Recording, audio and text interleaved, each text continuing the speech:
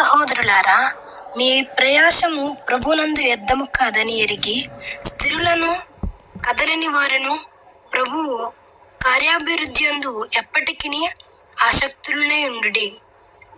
ఆమేన్.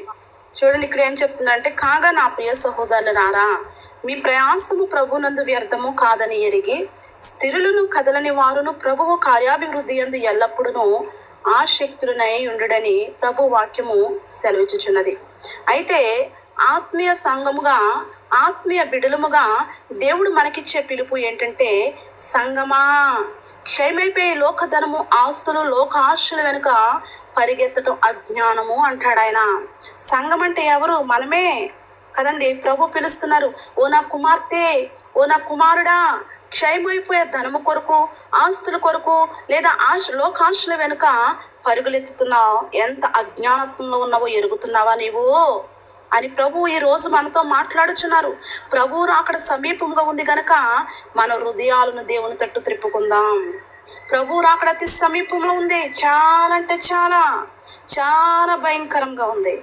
ఏంటో మనం ఏంటంటే మేళ్ల మీద మేళ్ల కట్టాలనుకుంటాం. ఆ కొడుకుకి అది చేయాలి, ఈ కూతురికి ఇది చేయాలి.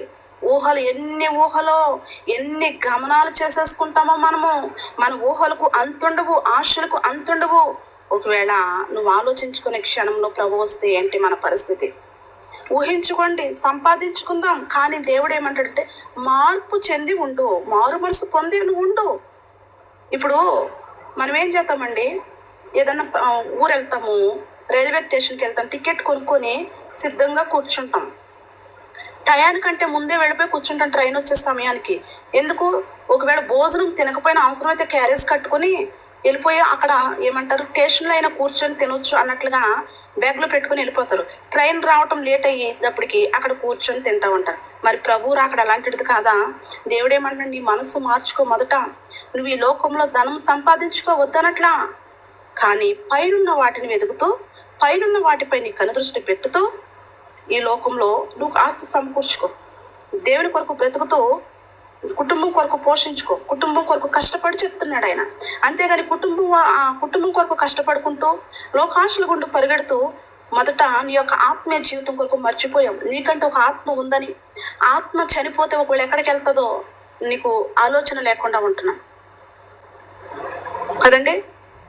మన్నైనదంట వెనకట్టు వెళ్ళి మన్నైపోను, ఆత్మ ఆయన పంపిన దాని వద్దకు వెళుతుందంట. దాన్ని పంపిన వాని వద్దకు వెళ్ళిపోతుంది. మరణిస్తావు. మరణించిన తర్వాత ఏమవుతామంటండి, మన శరీరము మట్టిలో కలిసిపోతుంది. ఆత్మ ఎక్కడికి వెళ్తుంది? దేవుని దగ్గరికి వెళ్తుంది. అయితే నువ్వు రక్షణ పొందితేనే, నువ్వు మారు మనసు పొందితేనే ఆత్మ ప్రభువు దగ్గరికి వెళ్తుంది. అర్థమవుతుందా? ఒకవేళ నువ్వు రక్షణ లేకుండానే ఒకవేళ నువ్వు మరణిస్తే నిత్య పాతాళానికి వెళ్ళిపోతుంది. ఇప్పుడు ఎంతో మంది రక్షణ లేకుండా యాక్సిడెంట్ ద్వారా చనిపోతున్నారు. ఎంతో మంది బలవంత మరణాలకి పాల్పడుతున్నారు. ఎంతో మంది చనిపోతలేదా? వీళ్ళందరూ మారు మనసు పొందారా? మారు మనసు పొందిన వారైతే దేవుని దగ్గరకు వెళతారు. అసలు మారు మనసు పొందిన వాళ్ళైతే వాళ్ళు బలవంత మరణాలకి అవకాశం ఇవ్వరు కదా. వారిలో సాతాను ప్రవేశించి వాడికి తెలుసు, ఎందుకంటే సమయము కొంచెమే ఉంది కనుక వీరి ఆత్మలు దేవుని యొద్దకు వెళ్ళకూడదని వాళ్ళలో దుష్టుడు ప్రవేశించి వాళ్ళని బలవంత మరణాలకి, లేదంటే యాక్సిడెంట్ల ద్వారా మరణం అయిపోయే విధంగా చేస్తున్నాడు వాడు. ఎక్కడ చూసినా రక్షణ లేని వ్యక్తులే చనిపోతున్నారు. గమనిస్తున్నారో లేదో మీరు? వాడికి తెలుసు సమయము కొంచెమే ఉందని. గర్జించు సింహం వల్ల ఎవరిని మృంగుదరాన్ని తిరుగులాడుతున్నాడు. కానీ చిన్నప్పటి నుంచి పుట్టు క్రైస్తవులు అని చెప్పుకుంటున్నా మనకి తెలియట్లే ప్రభు అక్కడ వస్తుందని. అజ్ఞానము, నిర్లక్ష్యతనము, సోమరితనము, తిండిబోతుతనము, నిద్రమత్తు మనలో ఉంది కదండి. పెంజర్ పాము అంట తినేసి అంట అక్కడే దొరులుతాడంట. ఆ టైపు మనం అక్కడే ఉంటాం. చురుకుతనం లేదు. యెరూషలేము కుమార్తెలంట చురుకైన వారంట. హెబ్రీసీలంట చురుకైన వారంట. ఆ యొక్క మంత్రసానులు వేళ్లకు ముందే ప్రసవం అయిపోయేవారంట వాళ్ళు. ఈ రోజుని సంఘంలో చేర్చబడి నీవు చురుకుతనంగా ఉంటున్నావా? ప్రార్థించే విషయంలో కానీ, సంఘాన్ని సహవాసము నడిపించే విషయంలో కానీ, అమ్మ నడిపించుండంటే 100 సార్లు పలికితేనే కేకెతేనే కానీ మీట్లు తీరు. ఈ చిన్న సహవాసాన్ని నడిపించలేని నువ్వు రేపొద్దుట నీ ఇంటికి వెళ్ళిన తర్వాత నీ గ్రామంలో ఎలా వాడబడతావు? నువ్వు సహవాసంలో ఇక్కడ నేర్చుకుంటేనే కదా, ఇక్కడే కదా నువ్వు దేవుని యొక్క క్రమంలో ఎదిగితేనే కదా నీ సహవాసంలో బలపడగలుగుతావు. మరి ఇక్కడ నేర్చుకోకుండా అక్కడికి వెళ్ళాక ఎలా వాడబడతావు? ఆశ లేదా నీకు దేవునిలో వాడబడాలని? ఆశ లేదా దేవుని కొరకు బ్రతకాలని? ఆశ లేదా దేవుని కొరకు కొన్ని ఆత్మలని దేవుని ఎదుకు నడిపించాలని? లక్ష్యం లేదా నీకు? ఉండాలి. ఈ చిన్న అవకాశం మనం చేపుచ్చుకున్నప్పుడు, చేయందికించుకున్నప్పుడు ఇంటికి వెళ్ళిన తర్వాత సిగ్గుపడము. 100 మంది ప్రజల్లో కూడా నిలబడి ధైర్యంగా నిలబడగలుగుతాం, ధైర్యంగా ప్రభు వాక్యాన్ని బోధించగలుగుతాం, ధైర్యంగా ఆరాధనలు చేయగలుగుతాం, ధైర్యంగా ప్రార్థన చేయగలుగుతామండి. అందుకే దేవుడు అంటాడు, ఇచ్చిన అవకాశంను కోల్పోవద్దు. చురుకైన వారిగా ఉండాలంట మనం. ఎబ్రీ స్త్రీల వలె, యెరూషలేము కుమార్తెల వలె చురుకైన వారిగా ఉండాలంట. కానీ యెరూషలేము కుమార్తెలంట మెడ చాచి నడుస్తారంట, కాళ్ళకు గజ్జలు కట్టుకునంట మ్రోగిస్తూ నడుస్తారంట, గర్వపోతులంట. అలా ఉన్నామేమో ఒకవేళ మనం వార చూపులు చూసుకుంటూ కదండి, గర్విష్ఠతనంగా దేవుల్లో ఎదుగుతున్నామంటూ గర్విష్ఠతనంగా ఒకవేళ బ్రతుకుతున్నామేమో. దేవుని వాక్యము అలా ఉండొద్దని చెప్తుంది. అంటే ప్రభు రాకడ సమీపంగా ఉంది గనక మన హృదయాలను దేవుని తట్టు త్రిప్పుకుందాం. రక్షణ లేని వారు రక్షణ పొందండి. ఎవరైతే ఇంకను రక్షణ లేకుండా ఉన్నారో, ఎవరైతే ఇంకను బాప్తిసం తీసుకోకుండా ఉన్నారో వారందరూ కూడా రక్షణ పొందుదాం. రక్షణ లేకపోతే రక్షణ పొందుదాం. జీవితంలో స్థిరంగా ఉండండి. మనం చేసే ఏ చిన్న పని అయినా సరే, ప్రార్థన ఎంత చిన్నదైనా, చేసే సేవ ఎంత చిన్నదైనప్పటికీ పరలోకంలో వ్యర్థము కాదని ప్రభువు ఈరోజు మనతో మాట్లాడుచున్నారు. అక్షయమైన కిరీటాన్నంట ఈ చిన్న ప్రార్థన, ఈ చిన్న ప్రసంగమే, ఈ చిన్న ఆత్మీయ నడిపింపే నీకు అక్షయమైన కిరీటమును ధరింపచేస్తుందంట. ఈ చిన్న ప్రార్థనే కదా, ఏం కాదులే, చిన్న సహవాసమే కదా, వెళ్ళకపోతే ఏమవుతులే, అదిగో ఆ సిస్టర్ నడిపించదులే, ఆ సిస్టర్ చేతదులే. ఒకవేళ నువ్వు నిర్లక్ష్య పడుతున్నావేమో, వచ్చి నువ్వు వెనకడుగు వేస్తున్నావేమో, కోల్పోతావు కిరీటాన్ని. జాగ్రత్త. దేవుడు నీకు ఇచ్చిన యొక్క మహిమ కిరీటాన్ని కోల్పోతున్నావు. నీ స్థానంలో నుంచి వేరొకరిని పెడతాడు ఆయన. నువ్వు కలిగి ఉన్న దాన్ని గట్టిగా నువ్వు పట్టుకోలేకపోతే వేరొకరు అపహరిస్తారా దాన్ని, వేరొకరు తీసుకొచ్చి పెడతాడు ఆ స్థానంలో ఆయన. ఆయనకి ఏమైనా ఈ భూమి మీద బిడ్డలు తక్కువ? మనం ఒక్కడమే ఉన్నామా? మనం ఏమైనా గొప్పవారమా? కాదు కదా, మనం ఒక్కడమే లేము. మనలాంటి కోట్ల మంది ప్రజలు ఉన్నారు ఆయనకి. మనం కాకపోతే ఇంకొకరు ఉన్నారు ఆయన ఆరాధించేవాళ్ళు, ఆయన బోధించేవారు, ఆయన కొరకు ప్రార్థన చేసేవారు అనేక మంది ప్రజలు లేవా? కాబట్టి మనం అజ్ఞానంలో ఉండకుండా దేవుడు మనకి ఇచ్చిన దాన్ని గట్టిగా పట్టుకుందాం. ఎవ్వరు పొందుకోవడానికి వీల్లేదు. నేను కలిగి ఉన్న ఆత్మీయ వరము నేనే పొందుకోవాలి, దాన్ని నేనే వాడుకోవాలి. నా స్థానంలో వేరొకటి రావడానికి వీల్లేదని రోషం ఉండాలి మనకి, దైవిక రోషం ఉండాలి. అది కూడా మనుషులు మెప్పించడానికి కాదు, దేవుని ఆత్మను ఇక్కడికి దించాలి మనం మన యొక్క ఆత్మీయ జీవితం ద్వారా. నువ్వు నడుస్తూ ఉండగానే ఎదుటి వారు నిన్ను చూస్తే రక్షణలోకి రావాలి. పేతురు గారు నడుస్తుంటేనంట అనేక మంది రోగులను రోడ్డు మీద పెట్టేవారు అంటండి వీధుల్లో. ఆయన నీడ పడితే చాలని, ఆయన నీడ పడితే మేము ప్రతి ఒక్క రోగు స్వస్థపరచబడేవారంట. ఈరోజు నువ్వు మాట్లాడితే చాలు అవతల వ్యక్తిలో మార్పు రావాలి.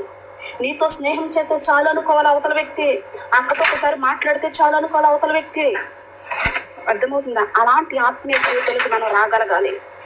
ఈ అక్కతో ఎందుకు మాట్లాడుతున్నా బోరింగ్ గా ఉంది, ఈ అన్నతో ఎందుకు మాట్లాడిన బోరింగ్ గా ఉంది అనకూడదు. మనల్ని బట్టి ఎదుటి వారు బోరు కొట్టే విషయంలో మనం ఉండకూడదు. అంటే మనం అలాంటి ఆత్మీయ జీవితాన్ని కలిగి ఉండాలి. అందుకే నువ్వు ఎంత చిన్న ప్రార్థన చేస్తున్నావా, ఎంత చిన్న సేవ చేస్తున్నావా, ఒక ఆత్మను దేవుని ఎదుగు నడిపిస్తున్నావా, నీ పరిచయ వ్యర్థం కాదు, మహిమ కిరీటాన్ని తెచ్చిస్తుందంట నీకు. అది కూడా దేవునిలో కలిసి బ్రతికినప్పుడు, నీ ఆత్మ దేవునిలో మమేకమై ఉన్నప్పుడు మాత్రమే. అయితే కుండ పగిలిపోతుంది. ఏంటి ఆ కుండ అంటే మన దేహం అనే కుండ పగిలిపోతుంది రానున్న దినాల్లో. ఒకవేళ ఈ రాత్రే పగిలిపోవచ్చు, కానీ దేవుని వాక్యం ఎప్పుడు కూడా నీలో నిలిచి ఉంటుంది. వాక్యమును మనసు పెట్టి విన్న ఎడల వాక్యం నిత్యము కూడా నిలిచి ఉంటుంది. అంటే కుండ పగిలిపోతుంది అంటే క్షయత. అయితే దేవుని వాక్యం నిత్యము నీలో నిలిచి ఉంటుంది అంటే అక్షయత. అంటే ఈ చిన్న చిన్న ఆలోచన కూడా మనకి లేకపోతే మనం ఏంటి మన పరిస్థితి గ్రహించాలి. ఒకవేళ నీకు జ్ఞానం లేదా, జ్ఞానం కొద్దిగా ఉందా, ప్రభువుని అడగాలి. ప్రభువా నాకు జ్ఞానం లేదయ్యా, వాక్యం వింటున్నాను కానీ దీన్ని ఎలా నేను హృదయంలోకి తీసుకోవాలో నాకు అస్సలు అర్థం కావట్లేదు అని దేవుణ్ణి అడుగుదాం. అయితే చూడండి మత్తయి సువార్త 6వ అధ్యాయం 19, 20 ఒకసారి చూసుకుందాం. ఒకసారి చూడరా మత్తయి సువార్త 6:19 కదక్క.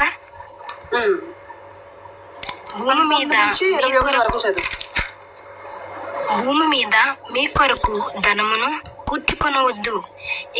ఇక్కడ చెమ్మటయు తుప్పును తినివేయను. దొంగలు కన్నము వేసి దొంగలించెదరు. పరలోకమందు మీ కొరకు ధనమును సమకూర్చుకొనుడి. అచ్చట చెమ్మటైనను తుప్పైనను దాన్ని తినివేయదు. దొంగలు కన్నము వేసి దొంగలిల్లరు. నీ ధనం ఎక్కడో ఉండును, అక్కడనే నీ హృదయం ఉండును. దేహమునకు దీపము కన్నే గనుక. చాలు చాలు చాలు. ఇక్కడ దేవుని వాక్యం సెలవిచ్చుచున్నది, భూమి మీద మీరు ధనమును కూర్చుకొనవద్దు. ఇక్కడ చిమ్మెంట్లియు తుప్పును తినివేయును, దొంగలు కన్నము వేసి దొంగిలెదరు. పరలోకమందు మీ కొరకు ధనము కూర్చుకొనుడి. నీ ధనం ఎక్కడ ఉండునో అక్కడనే నీ హృదయమును ఉండును. ప్రభు ఇక్కడ స్పష్టంగా మాట్లాడుచున్నారు, భూమి మీద ధనమును సమకూర్చుకొనుకుడి. దొంగతనము చేసి లంచాలతోటి అక్రమముగా లేదంటే వేరే దారులు గుండా వెళ్ళి ధనాన్ని సమకూర్చుకుంటారు. అది ఎంతవరకు నువ్వు ఎలా వచ్చిందో నీ ధనం అలాగే పాడైపోతుంది. నీ పిల్లలకు బలహీనతలో లేదంటే నీ భార్యకు బలహీనతో నీ భర్తకు బలహీనతో ఏదో ఒక చేత నువ్వు కష్టపడి సంపాదిస్తున్నాను అనుకుంటున్నావు, చెమటోర్చి కష్టపడి సంపాదిస్తున్నాను అనుకుంటున్నావు. నువ్వు లంచముతోటి అక్రమతోటి మోసముతోటి ఎదుటి వారి కడుపులు కొట్టి ఎదుటి వారి నోరు కొట్టి సంపాదిస్తున్నవే ధనము. అవంట చిమ్మెట్లు కొట్టేస్తాయంట, కన్నము వేయబడతాయి దొంగల చేత. అందుకని అంటాడు, కష్టపడిన ధనము ఏంటంటే మన రెక్కలతో కష్టపడిందే మనకి కష్టపడిన ధనము. అందుకని అంటాడు, మీ ధనమును పరలోకంలో సమకూర్చుకోండి, మీ ధనము పరలోకంలో సమకూర్చుకోండి అని ప్రభు చెప్తున్నాడు. ఎందుకంటే మీ ధనం ఎక్కడుండునో మీ హృదయం అక్కడే ఉంటది కనుక మీరు పరలోక ధనం కొరకు ఆరాటపడండి. ఏంటి అంటే దేవుడు మనకిచ్చిన ఆత్మవరాల కొరకు మనము ఆరాటపడాలి. ఈ యొక్క పౌలు గారు అంటారు కదా, ఆత్మవరముల కొరకు మరి విశేషముగా ప్రయాసపడండి అంటాడు ఆయన, అపేక్షించండి అంటాడు ఆయన. ఆత్మవరాలు పొందుకోవాలి, మారు మనసు పొందటం కొరకు, బాప్తిస్మ తీసుకోవటం కొరకు, బల్లారాధన తీసుకోవటం కొరకు, అన్య భాషలు మాట్లాడటం కొరకు, పరిశుద్ధాత్మను పొందుకోవటం కొరకు, విసుగక నిత్యము ప్రార్థన చేయటం కొరకు. వీటి కొరకు కదా మన ప్రయాస. ఇవే కదా నిజమైన ధనము, ఇవే కదా మన ఆస్తిని సమకూర్చుకునేది. దేవుడు వీటి కొరకు ఆయన ఆరాటపడమంటున్నాడు. ఏమంటున్నాడండి? వీటి కొరకు మీ ఆరాటపడండి అంటున్నాడు. అయితే లోకంలో మనము కూడబెట్టి ఇళ్ళు కానీ ఆస్తులు కానీ బంగారము బ్యాంక్ బ్యాలెన్స్లు కానీ ఇవన్నీ కూడా ఏమైపోతాయంటే క్షయమైపోతాయి. ఏమైపోతాయండి?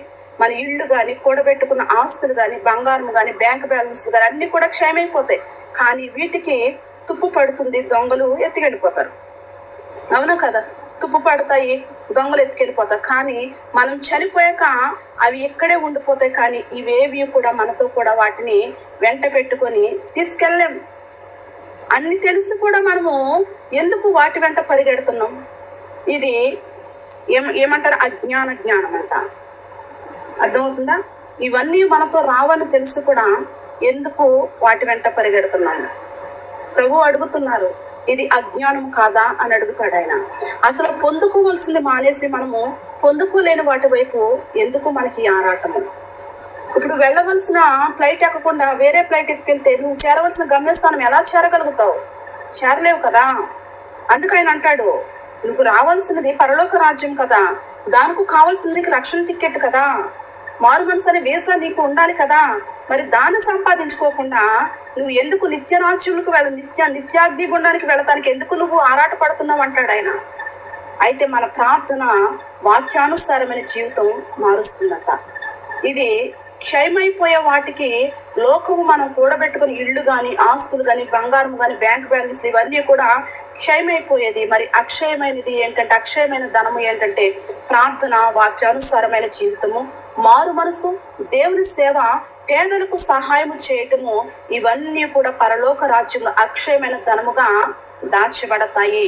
ఈ రోజును నీవు లోకంలో క్రియారూపంగా చేస్తున్నవే ప్రతిదీ కూడా అది అక్షయమైన ధనముగా నీ పేరట దేవుడు నీ కొరకు ఏర్పరిచిన బ్యాంకులో పరలోక రాజ్యంలో నువ్వు సమకూర్చుకుంటున్నావు.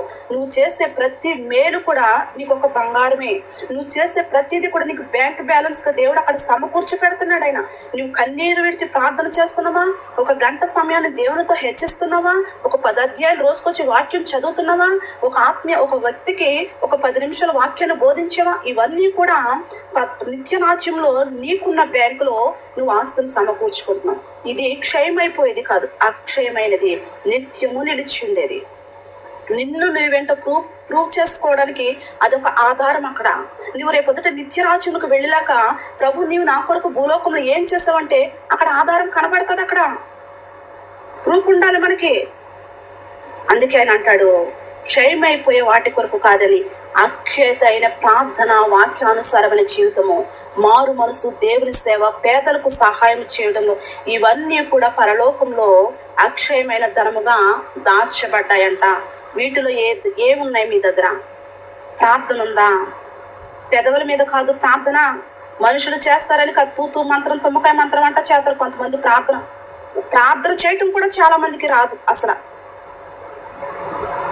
ప్రార్థన చేయటం అంటే ఏంటి? దేవునితో ఒక సహోదరుతో మనం మాట్లాడుతున్నప్పుడు అలాగే కదా మాట్లాడేది. నీకు అంతకీ ప్రార్థన చేయటం రాదు, ఒక వాక్యాన్ని ఎత్తుపట్టు. యెహోవా నా కాపురే, నాకులేమీ కలగదు, పచ్చిక గల చోట్లను నన్ను పరుండ చేస్తానని మాట్లాడావు కదా ప్రభువా. అయా ఈ రీతిగా మహోన్నతిని చోటను నివసించువాడా, సర్వశక్తి నీడను విశ్రమించువాడా, ఈ రీతిగా ప్రభుతో వాక్యం చదువుతూ కూడా నువ్వు ప్రార్థన చేయొచ్చు. తెలుసా? వాక్యం చదువుతూ కూడా ఎప్పుడైనా నేను నాకు ప్రార్థన చేసుకునే అవకాశం లేనప్పుడు వాక్యం చదువుతూనే నేను ప్రార్థన చేస్తాను. ఆ వాక్యాన్ని ఎత్తుపడితేనే ప్రార్థన చేస్తాను నేను. అలా మనం చేసుకోవాలి. వాక్యం చదువుతూనే దాని కంఠోపాఠంగా ప్రార్థనలా మలుచుకోవాలి. వాక్యాన్ని మీకు ఆటోమేటిక్గా వచ్చేది. ఒకవేళ వాక్యం రాని వాళ్ళ పరిస్థితి ఏంటి? మీ డాడీతో మాట్లాడుతాం, మీ అమ్మతో మాట్లాడుతాం, నీ భర్తతో మాట్లాడుతాం, నీ భార్యతో మాట్లాడుతాం. అలాగే ప్రభువు నీ ఎదురున్నారని ఊహించుకుంటూ ఉన్నారు. ఆయన నీ ఎదుర ఆత్మరూపిగా నీ ఎదుట కూర్చున్నారు. ఆయన నీ పక్కనే ఉన్నారు. చెప్పు నీ బాధ ఏంటో. నాయన ఇదిగో పలానా వ్యక్తి ఇలా మాట్లాడుతున్నారు, నా యజమాని ఇది ఈ రోజు ఇలా చేశారు, నా భర్త ఇలా అన్నాడు, ఇది ఈ రోజంతా నా దినచర్య ఇది ఈ రీతిగా గడిచింది ప్రభువా, పలానా విషయం ఇదిగో తప్పుడు మాట మాట్లాడాను, పలానా వ్యక్తిని తొందరపడి మాట్లాడానయ్యా, క్షమించవా నాన్న అని ఈ రీతిగా ఒక మాట మాట్లాడు దేవునితో. ఒక సహోదరికి నీకు ఏదైనా కష్టం వచ్చినట్టు తొందరగా ఫోన్ చేసి అక్క అలాగా ఇలాగని చెప్తున్నావే, అలాగే ప్రభువుతో మాట్లాడు. నీ ఎదుట కూర్చున్నారు ఆయన, నీ ఎదుటే ఉన్నారు, నీ పక్కన ఉన్నారు. చెప్పుకో నీ పరిస్థితి అంతటిని కూడా. ఇది ప్రార్థన. అర్థమవుతుందా? తెలియని వాళ్ళకి చెప్తున్నాను, వచ్చిన వాళ్ళు తెలిసిన వారికి కాదు. ఇది కూడా మాకు తెలియదా అనుకోవచ్చు మీరు. తెలియని వారి గురించి చెప్తున్నాను నేను. కాబట్టి జీవితము మార్చుకోవాలి. మనము అక్షయమైన ధనము దాచబడతదంట ఇవన్నీ మనం చేస్తున్నప్పుడు. అయితే దేవుడు సహవాసానికి సంఘంలో ఉన్న మనందరికీ ఒక హెచ్చరిక చేస్తున్నాడు. ఏంటంటే మన హృదయం ఎక్కడ ఉంది? నీవు హృదయం ఎక్కడుంది? ఓ నా కుమార్తె, ఓ నా కుమారుడా, నీ హృదయం ఎక్కడుంది? ఉదయం నుండి రాత్రి వరకు క్షయమైపోయే లోక సంబంధమైన వాటి కోసమే ప్రయాసపడుతున్నావా? లేదా ఎన్నటికి నశించుకొని పరలోకతనం కోసం ఆరాటపడుతున్నావా? మీ హృదయాలను లోకం తట్టు నుండి దేవుని తట్టు త్రిప్పుకోండి అని ప్రభు ఒక హెచ్చరిక ఇస్తున్నాడు, ఒక హింట్ అనేది ఇస్తున్నాడు. ఆయన మేల్కోమంటున్నాడు. ఇంకా ఎవరైనా నిద్రమత్తులో, పాపం అనే నిద్రమత్తులో ఒకవేళ ఉన్నారేమో, తిండిపోతనే సోమరతనంలో ఉన్నారేమో, ప్రభు ఒక హింట్ ఇస్తున్నారు మనకి. ఏమని? మీ హృదయాలు ఎక్కడున్నాయి? ఉదయం నుంచి రాత్రి వరకు క్షయమైపోయి లోకధనం కొరకు, లోక స్నేహాల కొరకు, లోకాంశల కొరకు నువ్వు పరుగులెడుతున్నావే, ప్రయాసపడుతున్నారు కదా. మరి ఎన్నటికి నశించిపోని పరలోకధనం కోసం ఆరాట పడుతున్నావా? లేదా మీ హృదయాలు ఒకవేళ లోకం తట్టు ఉన్న ఎడల ఇప్పుడైనా సరే మీరు మెలకువ కలిగి దేవుని తట్టు తిప్పండి, నా వైపు తిరగండి, నా వైపు మళ్ళుకోండి అంటాడు ఆయన. తిరుగుదామా ఇప్పుడైనా? ఎప్పుడు ప్రతిరోజు జోరిగలాగా చెవులో ఊదినా మనకి సౌటోడు అంటే చెవులో శంఖ ఊదినట్లే మనకి కదండి. అలవాటు అయిపోయింది మనకు. మొండివారం మనం, బండవారం మనం. ఎందుకంటే ఏమంటారు, కాలంట ఒక ఇంటి కాడ తిరిగిన 4 ఇళ్ళు తిరిగే కాలంట ఒక ఇంట్లో నిలబడదంట. అలాగా మనకు అన్ని దిక్కులకి తిరగటం అలవాటు అయిపోయింది. ఓకే, వెళ్తున్నావు, ఏం నేర్చుకుంటున్నావు? నీ జీవితాన్ని కట్టుకుంటున్నావా? వెళ్ళినందుకు ప్రయోజనం ఉండాలండి, ఫలితం ఉండాలి. మనకి వెళ్ళినందుకు ఫలితం ఉండాలి. కోవిడ్కి వచ్చాం, కష్టపడుకున్నాం, ఫలితాన్ని పొందుకొని వెళ్తాను. ఎవరు కూడా ఏమంటారు, నష్టపోయి ఎవరు వెళ్ళరు. అలాగే నువ్వు ఏ సన్నిధికి వెళ్ళినా, ఏ సహవాసానికి వెళ్ళినా నీ ఆత్మీయ జీవితానికి ఒక ఫలితం అనేది ఉండాలి. అర్థమవుతుందా? పాటలు పాడతానికి వెళ్ళటం కాదు, ఆరాధన చేయడానికి వెళ్తాం కాదు, ప్రార్థన చేయడానికి వెళ్తాం కాదు. చాలా మంది వస్తున్నారు పాటలు పాడడానికి మాత్రమే వస్తున్నారు. పాటలు నేను పరలోకానికి చేర్చేవు. అది కూడా మళ్ళీ మ్యూజిక్లు ఎట్టుకొని పాడతారు పాటలు. పరలోకానికి చేర్చవండి అవి. ప్రార్థన వాక్యం ఎందుకు వినరు? ఇదే కదా మనకి అసలైన ట్యాబ్లెట్. ఇప్పుడు ఒక రోగి ఉంటాడు, ఒక బలహీనుడు ఉంటాడు, హాస్పిటల్కి తీసుకెళ్ళి డాక్టర్ ముఖం చూశాక వెనక తిరిగి వచ్చేది ఆ రోగికి ఆ యొక్క బలహీనత తగ్గుతుందండి? తగ్గదు కదా. కాసేపు వెయిట్ చేసి ఆ యొక్క సీట్ తీసుకున్న తర్వాత డబ్బులు వెనచెల్లించి డాక్టర్ చూసాడులే అనుకుంటే వచ్చేదమ్మా, తగ్గిపోద్దా? లేదంటే వైద్యానికి తగ్గ మందు తీసుకుంటే తగ్గుతుందా రోగము? మందు తీసుకుంటేనే తగ్గుతుంది, అవునా కదా? మరి ఎందుకు లైవ్కి వస్తున్నా? నీవు పాటల వరకే ఉండి ఎందుకు వెళ్ళిపోతున్నా? ఆరాధన వరకే ఉండి ఎందుకు వెళ్ళిపోతున్నా? వాక్యం అనే ట్యాబ్లెట్ నీకు వద్దా? నీ పాపం అనే రోగం పోవాలంటే వాక్యం అనే వైద్యం నీకు వద్దా? సరి చేసుకోవా? నీ రోగాన్ని బాగు చేసుకోవా? ఎక్కడ చూసినా పచ్చి పుళ్ళంట, గాయాలంట, అవి మెత్తబడలేదు, పిండబడలేదు, తైలముతో అవి మర్దన చేయబడలేదు. మరి వాక్యం అనే వైద్యం ఉండాలి కదా మనకి. పరిశుద్ధాత్మని తైలముతో మనల్ని శుద్ధి చేయాలి కదా. అయినా ఎందుకు వెళ్ళిపోతున్నారు? దేవుడు మీతో మాట్లాడే సమయానికి ఎందుకు వెళ్ళిపోతున్నారండి? ఇప్పుడు యజమాని ముందుకు వెళుతున్న మనము అతను మాట్లాడుతుండగా, లేదా యజమానురాలు మనతో మాట్లాడుతున్నప్పుడు వెళ్ళిపోతే ఊరుకుంటారా? అసలు వాళ్ళు మాట్లాడుతున్నప్పుడు వాళ్ళ వైపు చూడకపోతేనే ఊరుకోరు వీళ్ళు. నా వైపు చూడు, నేను మాట్లాడుతున్న వైపు ఎందుకు చూడమంటారు వీళ్ళు? అంటారా? అనరా? ఖచ్చితంగా అంటారు. మరి ఇంత అలా ఉంటున్నాం మనము, దేవుడు మాట్లాడే సమయానికి ఎందుకు వెళ్ళిపోతున్నాం మనం? దేవునికి బాధ కలగదా? ఏడుస్తున్నాడైనా, లోబడినోళ్ళని ప్రజల వైపు దినమెల్లా నా చేతులు చాపుతున్నానని ఆయన ఏడుస్తున్నారు మన కొరకు. విజ్ఞాపనకర్తగా తండ్రి దగ్గర మొరపెట్టుకుంటున్నాడు, అయ్యా ఈ ఒక్క రోజుకి చూడయ్యా, ఈ ఒక్క అవకాశం ఇయ్యా, నా కుమార్తె తెలియక చేసింది, నా కుమారుడికి తెలియక చేశాడయ్యా, నేనేదో నా బిడ్డకి మాట్లాడదాం అనుకున్నాను, సర్ది చెప్దాం అనుకున్నాను, నచ్చ చెప్దాం అనుకున్నాను, నా బిడ్డ వెళ్ళిపోయింది, మరలా వస్తుంది నా కుమార్తె. ఎదురు చూస్తున్నాడు ఆయన. నీ కోసం ఆయన ఎదురు చూస్తావంటే నువ్వేమో పెద్ద హై స్టేట్లో పుట్టినట్టు మనము వెళ్ళిపోతాం. దేవుని మాట వద్దనుకొని వెళ్ళిపోతాం. లోకపు మాటలు కావాలి మనకి. చూడండి, దేవుని మాటకు మనం చెవినిద్దాం. కాబట్టి మన హృదయాలనంట దేవుని తట్టు త్రిప్పుకునేవారుగా మనం ఉండాలని దేవుని వాక్యం సెలవిచ్చుచున్నది. లేఖన భాగం చూసుకుందాం. 1 పేతురు పత్రిక 1వ అధ్యాయము 23-25 చూడరా. పువ్వు ఎంత సువాసనిస్తుంది, కానీ అది సాయంత్రానికి వాడిపోతుంది. ఇది ఏంటి తెలుసా? క్షయమైపోయేది. ప్లాస్టిక్ పువ్వుల్లో జీవం లేదు, కానీ అవి మెరుస్తూ ఉంటాయి. అదే సొంత తోటలో పూసిన పువ్వు ఉదయాన్నే చాలా నిగనిగలాడుతా అందంగా సువాసనిస్తూ ఉంటుంది. అది సాయంత్రానికి ఏమవుతుంది? వాడిపోతుంది, అంటే క్షయమైపోయేది. అయితే దీనికి లోకంలో కూడా మన అందము కావచ్చు, మన యవ్వనము కావచ్చు, మనకున్న ఆరోగ్యం కావచ్చు, అలాగే మరి ఆస్తి కావచ్చు, నీ ధనధాన్యాలు కావచ్చు, ఏవైనా సరే అన్నీ కూడా తోటలో పువ్వు ఎలా వాడిపోయి సాయంత్రానికి వాడిపోతుందో నా జీవితం కూడా అంతే. నువ్వు ఎంత పరుగులెత్తినా, ఎంత ఆరాటపడినా, ఎంత సంపాదించుకోవాలని చూసినా వాడిపోయేదే, అంటే క్షయమైపోయే వాటి కొరకు దేవుడు పరిగెలెట్టొద్దని చెప్తున్నాడు. అయితే దేవుడు అంట మనకిచ్చే మహిమ శరీరము ఎన్నటికీ వాడిపోనిది, అక్షయమైన పువ్వు లాంటిది. తాత్కాలికమైన ఈ శరీరము అందము చూసి గర్వపడటం అజ్ఞానము. అందాన్ని బట్టి గర్విస్తారు చాలా మంది. నేను ఎంత అందంగా ఉన్నాను, నా పక్క సహోదరు కంటే నేనే బాగున్నాను, అద్దంలో చూసుకుంటారు, చీర కట్టుకున్నా, తల దూకున్నా, పువ్వులు పెట్టుకున్నా, నేను ఎంత అందంగా ఉన్నానని అలంకరించుకుంటూ వాళ్ళలో వాళ్ళు మురిసిపోతారు. ఒకవేళ నిలబడి అద్దం చూసుకున్నారు, ఒక మాట చెప్తున్నాను, మీరు జోక్గానే తీసుకుంటారు, సీరియస్గా తీసుకుంటారు, తీసుకోండి. చక్కగా చీర కట్టుకొని, పట్టు చీర కట్టుకొని, తల నిండా పువ్వులు పెట్టుకొని, అలంకరించుకొని అద్దం చూసుకునేటప్పుడు ఒకవేళ ప్రాణం పోతే ఆ శరీరము, ఆ వస్త్రాలు, ఆ పువ్వులు, ఆ జడ ఎక్కడికి వెళ్తాయి? మట్టిలో కలుస్తాయా లేదా? లేదంటే అలాగే పరలోకం వెళ్తారా?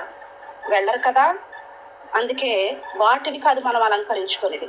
వేటిని అలంకరించుకోవాలంట? ఆత్మను అలంకరించుకోవాలి. వేటితో?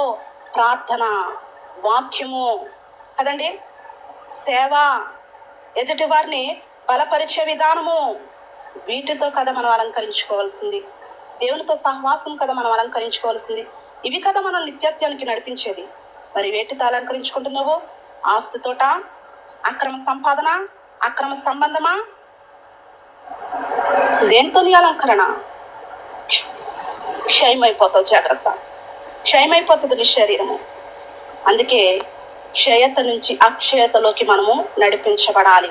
క్షయతలో నుంచి అక్షయతలోనికి దేవుని రాకడ కొరకు మనము సిద్ధపడేవారుగా ఉండాలి. అనగా ఈ లోకంలో క్షయమైపోయేది ఆస్తులు కానీ, ధనము కానీ, మన శరీరము కానీ, మన అందము కానీ, మన పేరు కానీ, మనకున్న పలుకుబడి కానీ, మనకున్న హోదా పదవి ఏదైనా క్షయమైపోయావు కానీ వాటిని బట్టి గర్వించక అక్షయత కలిగి మహిమ శరీరమును ధరించుకొని యుగయుగాలు దేవునితో కలిసి బ్రతికే ఆ యొక్క అక్షయతను మనం ధరించుకోవాలంటే ఇక్కడ నుండి మన ఆస్తిని సమకూర్చుకోవాలి. ఏంటి ఆ ఆస్తి అంటే?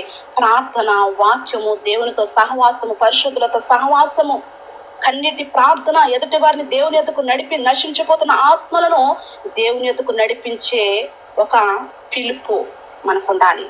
ఈ రోజుని ప్రభు రాకడ చాలా సమీపంగా ఉంది, ఆలస్యం లేదు. కాబట్టి మనలో ఉన్న ఎటకారాలు, ఏళాకోళాలు, ఏకాశికాలు, ముసలమ్మ ముచ్చట్లు, కళ్ళబొల్లి మాటలు కదండి, ఇంకా ఏంటి కొండాలు, ఈ యొక్క కలహ ప్రియులుగా మనం ఉండడానికి వీలేదు. మన దేవుడు అల్లరికి కర్త కాదు, ఆయన సమాధానానికి కర్త అయినా. కాబట్టి మనం ఎక్కడుండాలో అక్కడ సమాధానం ఉండాలి తప్ప అల్లరితనంగా ఉండడానికి వీల్లేదు. చాలా మంది సహవాసాల్లోనూ ప్రార్థన అయినంతే లైవ్లో నుంచి రారు, సొల్లు మాట్లాడుకుంటూ ఉంటారు, ముసలమ్మ ముచ్చట్లు చెప్పుకుంటూ ఉంటారు. దాన్ని బట్టి మనకు యూజ్ ఉండదు, ప్రయోజనం ఉండదండి. ఎందుకంటే సాతాను మాట్లాడుతూ మొదలెట్టిందంటే మనలో ఉన్న వాక్యం అంతా కూడా వెళ్ళిపోతుంది. అది సాతాను మాటలు సిమెంట్ వల్లే బిగిసిపోతాయి హృదయంలో, వాక్యము వెళ్ళిపోతుంది. కాబట్టి వాడికి అవకాశం ఇవ్వద్దు మనం. కాబట్టి మనము క్షయత నుంచి అక్షయతలోకి వెళ్ళాలి అంటే మన శరీరము మహిమ శరీరమును ధరించుకొని ఉండాలంటే ప్రభు రాకడలో మనము మనకున్న ఈ రక్త మాంసాలను ఈ శరీరము మార్చబడి మహిమ శరీరముగా మనం మార్చబడాలంటే ధనాన్ని సమకూర్చుకోవాలి. ప్రార్థన, వాక్యము, దేవునితో సహవాసము, పరిశుద్ధులతో సహవాసము. లోకాశల వెంట కానీ, లోక సహవాసాల గుండా కానీ వేటి వెంట మనం వెళుతున్నామో ఈ రాత్రి వేళ సమయంలో, ఈ ఉదయ వేళ సమయంలో ప్రభు వారు తేటగా సూటిగా మనతో మాట్లాడారు గనక, ఒకవేళ మన హృదయాలు అలా ఉంటే గనక మనం సరి చేసుకుని రానున్న మన ప్రభు రాకడ కొరకు సిద్ధపడేవారుగా ఉందాం. అట్టి కృప పరిశుద్ధాత్మ దేవుడు మనందరికీ అనుగ్రహించునుగాక. విన్న మనందరి హృదయాలలో పరిశుద్ధాత్మ దేవుడు క్రియ జరిగించునుగాక. ఆమేన్. చిన్న ప్రార్థన చేసుకుందాం విన్న వాక్యం బట్టి. ప్రార్థన. స్తోత్రం స్తోత్రం స్తోత్రం. మహాపరిశుద్ధుడా, మహోన్నతుడు మా తండ్రి, మీ ఘనమైన నామానికి వందనాలు, స్తుతులు, స్తోత్రాలు చెల్లించుకుంటున్నాను ప్రభువా. ఇంతవరకు నాయన నీ ప్రియ బిడ్డలతోటి నాతోని నాయన ఎన్నో చక్కటి అంశాలను ప్రభువా అయా ఇదిగో మీరు మాతో మాట్లాడిన విధానం కొరకు కృతజ్ఞత స్తోత్రాలు చెల్లించుకుంటున్నాను ప్రభువా.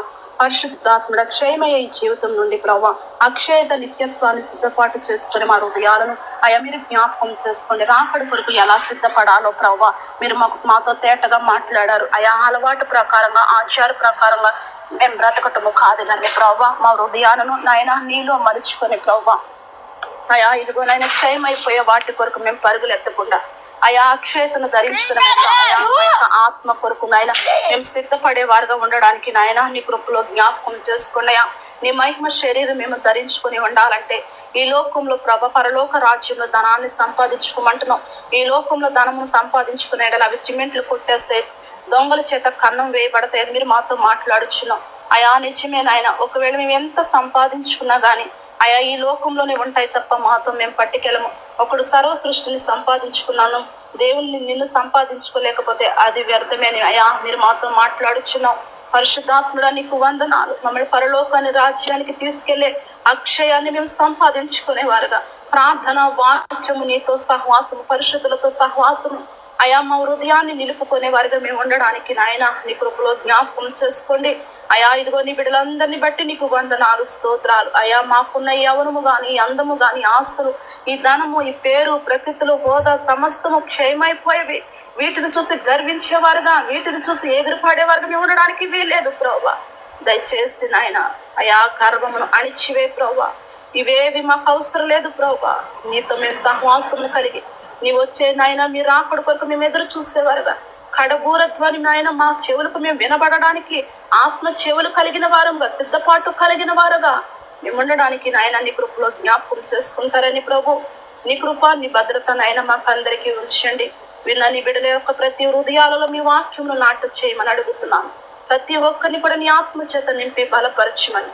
అర్థమయ్యిందో లేదో నాకు తెలియదు కానీ ప్రభు బిడ్డలందరూ అర్థం చేసుకోగలిగిన కృప వారందరికీ దయచేయమని బ్రతులు ఆడుకుంటూ యేసయ్య అతి పరిశుద్ధ నామంలో అడుగుచు పొందుకుని నామం కన్న తండ్రి, ఆమేన్, ఆమేన్, ఆమేన్. అందరికీ వందనాలు. అవకాశం ఇచ్చిన ప్రభువైన యేసుక్రీస్తు వారికి నా హృదయపూర్వకమైన వందనాలు. సమయం ఇచ్చిన తమ్ముడికి, నా ఆత్మీయ సహోదరులందరికీ కూడా ప్రేమపూర్వకమైన వందనాలమ్మా. God bless you all.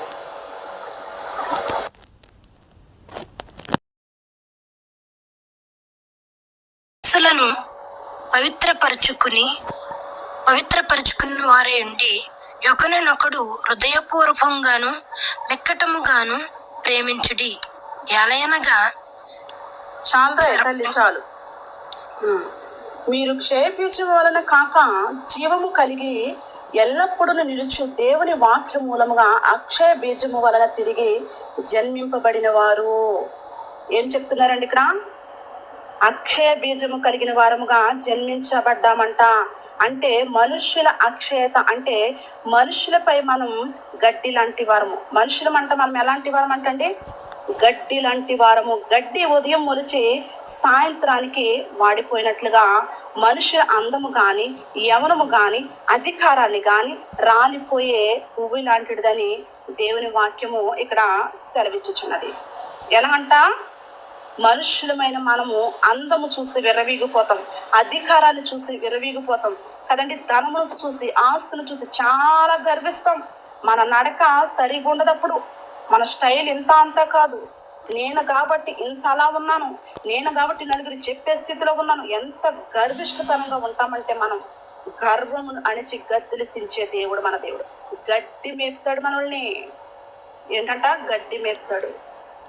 అందుకని అంటాడు, గడ్డి అంట ఉదయము మొలిచి సాయంత్రానికి వాడిపోయినట్లుగా మనుషుల అందము కూడా అధికారము కానీ సాయంత్రానికంట రాలిపోయే పువ్వు లాంటిదంట. అయితే శరీరమైన ఈ శరీరకంగా పుట్టిన ఈ జన్మైనది వాడిపోతుంది. ఏంటంటే శరీరాన్ని కలిగి పుట్టిన ఈ జన్మ వాడిపోయేది. అయితే దేవుని వాక్యము ఏంటంటే అక్షయత. అయితే ఇక్కడ ఏమంటాడంటే దేవుని వాక్యం ఎన్నటికీ నశించని అక్షయ బీజము ఈరోజు మందిరంలో ప్రకటింపబడుతున్న ఈ పరిశుద్ధ ఉపదేశం మన హృదయాలలో పడితే అది మనల్ని నూతన సృష్టిగా మారుస్తుందంట. ఈ రోజుని సంఘంలో కానీ సహవాసంలో కానీ ఎక్కడెక్కడికో వెళుతున్నారు కదా, వాక్యాలు వింటున్నారు, యూట్యూబ్లో కానీ వింటున్న ప్రతి వాక్యము కూడా మీ హృదయాలలో పడుతున్నప్పుడు, లేదా నేను వాక్యం వింటున్నప్పుడు నా హృదయంలో పడినప్పుడు అది మన హృదయాలను పరిశుభ్రపరచాలంట. ఎలా అంటండి? మన హృదయాలను పరిశుభ్రపరిచినప్పుడు అది మనల్ని నూతన సృష్టిగా మారుస్తుంది. నువ్వు వాక్యం వింటా బాగానే ఉంటుంది, కానీ ఏ మనసుతో వింటాం తెలుసా? యూట్యూబ్ పెట్టేసుకొని వాక్యం. ఒక్కొక్కసారి నేను అలా చేస్తాను, అందుకే నేను చెప్తున్నాను, దేవుని సన్నిధిలో ఒప్పుకోవాలి. ఎందుకంటే వాక్యం వినాలని పెట్టుకుంటాను, పనుల వల్ల వినవలసిన పాయింట్ మర్చిపోతాను. నేను దాన్ని ఏం చేస్తానంటే మరలా వెనక నుంచి పెట్టుకొని వింటాను నేను. ఎందుకంటే మనము వాక్యం వినేటప్పుడు అలవాటుగా ఆచారంగా కాదు, కానీ వాక్యములు లీలమయ్యి వినాలి. అదే మన హృదయానికి ఒక పట్టత్వము, అదే మన యొక్క చక్కటి మార్గానికి ఒక దారి చూపుతుంది అనమాట, ఒక చక్కటి ఆత్మీయ త్రోవ. అది నువ్వు వింటున్న నీ వాక్యము నీతోనే కాదు కానీ ఎదుటి వారికి చెప్పే విధంగా ఉండాలి. లైవ్లోకి వచ్చిన మనము కూడా వింటూనే పని చేసుకో, నో ప్రాబ్లం, నీకు పనుంది కాదనట్లు, కానీ నీ మనస్సు నీ హృదయం వాక్యం మీద ఉండాలి. నువ్వు చేతులతో పని చేసినా నీ తలంపులు ఎక్కడ ఉండాలి, నీ మనసు ఎక్కడ ఉండాలి తెలుసా? వాక్యం మీద ఉండాలి. దేవుడు నాతో మాట్లాడుతున్న ప్రతి మాట నేను సరి చేసుకునే విధంగా ఉండాలని మనము వాక్యం వినేవారుగా ఉండాలంట. అయితే వాక్యము తెలియని అజ్ఞాన స్థితిలో ఇంకా బ్రతకడం మనము మంచిది కాదు. ఎందుకంటే సమయం లేదు కనుక వాక్యము తెలియని వారిగా చిన్న పిల్లల మాదిరిగా మనం ఉండడానికి వీలు లేదని దేవుని వాక్యం సెలవుచున్నది. లోక జ్ఞానం అంటే మనల్ని రక్షించలేదు. ఎల్లప్పుడూ నిలిచి ఉండే దేవుని అక్షయమైన వాక్యానికి లోబడేవారుగా మనం ఉందాం. అమ్మా ఏమ్మా రావట్లేదా? వినిపిస్తుంది అమ్మా, మహాకు సిగ్నల్ లేనట్టుంది. ఓకేనమ్మా, ఓకే. అయితే వాక్యము తెలియని అజ్ఞాన స్థితిలో ఇంకా మనము బ్రతకకూడదు, కానీ లోక జ్ఞానం మనల్ని రక్షించలేదు. ఎల్లప్పుడూ నిలిచి ఉండే దేవుని అక్షయమైన వాక్యానికి లోబడి ఈ రోజే మారు మనసు పొంది నూతన జన్మ అనుభవంలోకి మనందరము వెళ్ళాలి. ఎలా అంటండి? వాక్యం తెలియని ఇంకా అజ్ఞానత్వంలో ఉండొద్దు. నాకు అసలు వాక్యమే తెలియదు అన్నట్లుగా ఉండొద్దు. మీకు అందరికీ వాక్యం తెలుసు, వాక్యం చదువుతారు, చక్కగా వాక్యం బోధించగలుగుతారు మీరు. కాకపోతే మనుషులు ఉన్నారని సిగ్గుపడతారు. ఈ రోజున నువ్వు నలుగురిలో నువ్వు దేవుని పాట పాడటానికి కానీ, వాక్యం చెప్పటానికి కానీ, విన్న వాక్యాన్ని వివరణిస్తానికి కానీ నువ్వు సిగ్గుపడుతున్నావేమో. తండ్రి ఎదుటంట దేవుడు నిన్ను ఒప్పుకోవడానికి ఆయన కూడా సిగ్గుపడతాడంట. అర్థమవుతుందో? గుర్తు పెట్టుకోండి ఈ మాట. నువ్వు దేవుని స్తుతించడానికి సిగ్గుపడుతున్నావా? రేపటి దినాన్ని తండ్రి ఎదుట ఆయన ఈమె నా కుమార్తె, ఇతను నా కుమారుడిని ఒప్పుకోవడానికి సిగ్గుపడతారంట. కారణం ఏంటంటే ఈ లోకంలో నువ్వు ఆయన స్తుతించడానికి సిగ్గుపడ్డావే అందుకు. నేటి ఒంటరిగా రూమ్ లో ఉంటా కూడా నీకు సిగ్గేసేస్తుందా దేవుని పాట పాడడానికి, ప్రార్థన చేయడానికి? నీ చుట్టూ ఎవరైనా ఉన్నారా? ఫోన్ లో నుంచి ఎవరైనా చూస్తున్నారమ్మా నిన్ను? లేదు కదా. మరెందుకు సిగ్గు నీకు? ఇక్కడ నువ్వు వాడబడలేనప్పుడు, ఒంటరిగా వాడబడలేని నువ్వు నలుగురిలోకి ఎలా వాడబడగలుగుతావు? నువ్వు సంఘంలో ఎలా నువ్వు నిలబడి వాక్యం చెప్పగలుగుతావు? ఎలా పాట పాడగలుగుతావు? ఎలా ప్రార్థన చేయగలుగుతావు? ఇంకా ఎంతకాలము నువ్వు దేవుని ఆరాధన చేయలేని దానిగా, ఇంకా ఎంతకాలము దేవుని పరిచయం చేయలేని దానిగా ఉంటావు నువ్వేను కుంటిదానవా, గురుడిదానవా? ఆత్మీయ గురుడితనం మనలో ఉండడానికి వీల్లేదు. ఆత్మీయ కుంటితనం మనలో ఉండడానికి వీల్లేదు. ప్రభు హెచ్చరిస్తున్నాడు. వాక్యం తెలియని అజ్ఞానత్వంలో ఉండడానికి వీలేదు. లైవ్లు నడిపించేవారు కూడా ఎవరికి మడితే వారికి వాక్యాలకు సమయం ఇస్తున్నారు. చాలా జాగ్రత్త. లైవ్ నడిపిస్తున్నాం కదంటే సరిపోదు. నువ్వు లైవ్ నడిపిస్తున్న నిన్ను లెక్క అడుగుతాడు దేవుడు. ఏంటనుకుంటున్నావు? మారు మనసు లేని ప్రతి ఒక్కరు కూడా వాక్యాన్ని బోధించేస్తున్నారు. ఆ వినేవారు ఎలా వింటున్నారో తెలీదు, ఆ చెప్పేవారు ఏ మనసుతో చెప్తున్నారో తెలీదు. వారి మీద ఉన్న శాపము వినేవారి మీదకి వచ్చేద్ది, నడిపించే వారి మీదకి వస్తుంది. ఏంటనుకుంటున్నారు మీరు? వాక్యం అంటే ఆషామాషి కాదండి. ప్రతి ఒక్కరు కూడా వాక్యాన్ని బోధించేస్తున్నారు. దేవుని పిలుపు లేకుండా, అభిషేకం లేకుండా పరిశుద్ధ గ్రంథాన్ని పట్టుకోవచ్చా? వాక్యాన్ని బోధించవచ్చా? తెలిసే చేస్తున్నారు ఈ పని. దేవుడు మీ ఎదుటొచ్చి అడిగితే, దేవుడు మీ ఎదుటికి వచ్చి నిలబడి అడిగితే ఏం చేస్తారు? ఏం సమాధానం చెప్తారు మీరు? ప్రతి ఒక్కరికి అమ్మ వాక్యం చెప్తావా, అయ్యా వాక్యం చెప్తారని అడుగుతున్నారు. అసలు వారి బ్యాక్గ్రౌండ్ ఏంటి, వారి మనసులో ఏముంది, వారి చరిత్ర ఏంటి తెలుసుకుంటున్నారా? వాళ్ళ పరిస్థితి ఏంటి? మేకవన్నె పులులు, గొర్రె చర్మం కప్పుకున్న తోడేళ్ళు అనేక మంది ఉంటాయి, సంఘాల్లో ప్రవేశిస్తున్నాయి. జాగ్రత్త, భ్రష్టత్వం కలుగుతుంది. చాలా జాగ్రత్తగా ఉండాలి దేవుని పరిచర్య విషయంలో. చాలా అంటే చాలా మెలకు ఉండాలి. ప్రతి ఒక్కరు బోధించేయడానికి ఇదేమి పాఠాలు కాదండి. చిన్నపిల్లలకి చెప్పే ఇవి ఏమంటారు, హోంవర్క్లు కాదు ఇవి. ఇంటికాడ స్కూల్లో హోంవర్క్ ఇస్తే ఇంటికాడ తల్లులు హోంవర్క్లు చేయింతారు, లేదంటే అక్క చెల్లెళ్ళు ఎవరొకరు చేయింతారు. ఇది పరిశుద్ధ గ్రంథము. ఎవరు పడితే వాళ్ళు బోధించేసేది కాదు. దీనికి ఒక నిష్ఠ ఉండాలి, ఒక ప్రతిష్టత ఉండాలి, ఒక వైరాగ్యం ఉండాలి, ఒక అభిషేకం ఉండాలి, దేవుని పిలుపు ఉండాలి. మొదట పిలుపు ఉందా నీకు? దర్శనం ద్వారా మాట్లాడారా దేవుడు నీతో? సేవకుల ద్వారా మాట్లాడారా నీతో? దేవుడు నా సేవ చేయని పిలిపించారా ఆయన నీకు? మరి ఏ పిలుపు లేకుండా ఎలా చెప్తావు నువ్వు? ఏ పిలుపు లేకుండా పరిశుద్ధ గ్రంథాన్ని ఇచ్చుకుని ఎలా బోధిస్తున్నారు మీరు? చాలా జాగ్రత్తగా ఉండాలండి. లెక్క అడుగుతాడైనా. నీకుందా అక్కంటే నాకు చెప్తాను నేను యథార్థంగా. నాకుంది పిలుపు. నాకు 3 సంవత్సరాల క్రితమే దేవుడు నన్ను పిలుచుకున్నారు పిలుపు పరిచర్య విషయంలో. అందుకే నేను ఇంత అలా చెప్పగలుగుతున్నా. నా అంతటి నేనేమి నేర్చుకుని చెప్పట్లా, దేవుని ఆత్మ ప్రేరణతో చెప్తున్నాను నేను ఈ మాటలు. ఎవరో నన్ను ఏదో అంటారు, నాకు భయం అవసరంలా. నేను సిగ్గుపడను. నన్ను ఎవరేమనుకున్నా నో ప్రాబ్లం. ఒక్కటి గుర్తుపెట్టుకోండి, చెప్పే మనము పవిత్రంగా ఉండాలి. వినే బిడ్డలకు కూడా ఆశీర్వాదం రావాలి అంటే చెప్పే మనం పవిత్రంగా ఉండాలి. కన్న తల్లిదండ్రులు నీతిమంతులుగా యథార్థమంతులుగా బ్రతికిత్వం చూసే బిడ్డలు కూడా తల్లిదండ్రులు చూసి ఆ పిల్లలు కూడా నీతిమంతులుగా యథార్థవంతులుగా బ్రతుకుతారు. తల్లిదండ్రులు సరైన మార్గంలో నడిస్తే ఆ పిల్లలు కూడా అదే మార్గంలో నడుస్తారు. తల్లిదండ్రులు తప్పుడు మార్గంలో నడిస్తే మా అమ్మే అలా ఉంది, మా నాన్న ఇలా ఉంది, నేను ఇలా బ్రతికితే ఏంటి అనుకుంటారా? అనుకోరా? అలాగే సంఘాన్ని నడిపించే సంఘ కాపరి కానీ, లైవ్ నడిపించే బిడ్డలు కానీ, వాక్యాన్ని బోధించే ఎవరైనా సరే నీ నడక సరిగ్గా ఉండాలి, నీ మాట సరిగ్గా ఉండాలి, నీ ప్రవర్తన సరిగ్గా ఉండాలి. నీవు చెప్పే బోధ వాళ్ళ హృదయంలోకి వెళ్తాది. అందుకే దేవుడు చెప్తున్నాడు, ఒక్క ఆత్మనైనను మనం దేవుని ఎదుకు నడిపించే విధంగా ఉండాలి. ఎలా మడితే అలా చెప్పేసేది కాదండి, ఎలా మడితే అలా బోధించేది కాదు వాక్యం. అయితే ఈ రోజుని అక్షయమైన వాక్యాన్ని లోబడి ఈ రోజే మారు మనసు పొంది నూతన జన్మ అనుభవంలోకి మనం వద్దాం. వెళుతున్నాం, ప్రతిరోజు వాక్యాలకు వెళ్తున్నారు, లైవ్లకు వెళ్తున్నారు. గమనించుకోండి, మిమ్మల్ని ఎవ్వరూ వెళ్ళొద్దని నేను చెప్పట్లేదు, ఏ లైవ్లకు వెళ్ళొద్దని చెప్పట్లేదు. వెళ్ళండి, లైవ్లకు వెళ్ళండి. కానీ మీరు వింటున్న వాక్యం సత్యమా అసత్యమా? బెరయా మినిస్టర్లు అంట, అపోస్తుడైన పౌలు గారు ఎంత ఎలాంటి చెప్తాడు. ఒక రోషము కలిగిన వ్యక్తి అయినా, ఒక అపోస్తుడు, ఆయన వాక్యం బోధిస్తూనే లేఖనాలు పరిశోధించారంటండి వాళ్ళు. అసలు అలా ఉందా లేదా అని చూసుకున్నారంట లేఖనాల్లో వారు. మరి మనం ఎందుకు చూసుకోకపోవాలి? ఏది చెప్తే అది వినేస్తారా? ఏ కథలో ఎక్కడెక్కడో జరిగిన కథలన్నీ చెప్తా ఉంటే వినేస్తారా? చెవిటోళ్ళకి వలే ఇవి తీసుకెళ్ళిపోతాయి మనల్ని పరలోకానికి. కాబట్టి జాగ్రత్త అండి. దేవుని పిలుపు మన దగ్గరకు వచ్చినప్పుడు లోబడేవారుగా ఉండాలి. ఎలా ఉండాలంట? లోబడేవారుగా ఉండాలి. లాస్ట్లో ఒక ఆత్మీయ ఉదాహరణ చెప్పి మీకు అందరికీ అర్థం అవడానికి ఒక చిన్న ఉదాహరణ ఇచ్చి నేను వాక్యాన్ని ముగిస్తాం. అయితే మనము ఇళ్లలోనూ ఒక ప్లాస్టిక్ పువ్వులు మనము అలంకరించుకుంటాం. ఆ పువ్వులు చాలా కాలం ఎప్పుడు చూసినా కూడా అవి నీట్గా, అందంగా, షోయింగ్గా మెరుస్తూనే కనపడతాయి. కానీ వాటిలో ఏం లేదు చెప్పండి, తెలిసిన వారు చెప్పండి. వాటిలో ఏమి లేదు. అవి ఎప్పుడు చూసినా మెరుస్తూ అందంగా చాలా బాగా కనపడతాయి. గాడ్ బ్లెస్ యు అక్క, దేవుడు నిన్ను దీవించును గాక. జీవం లేదు వాటిలో. ఏం లేదంట? జీవం లేదు. కానీ అవి సువాసన కూడా ఉండదండి. అదే నిజమైన తోటలో పూసే పువ్వు ఎంత సువాసన ఇస్తుంది, కానీ అది సాయంత్రానికి వాడిపోతుంది. ఇది ఏంటి తెలుసా? క్షయము.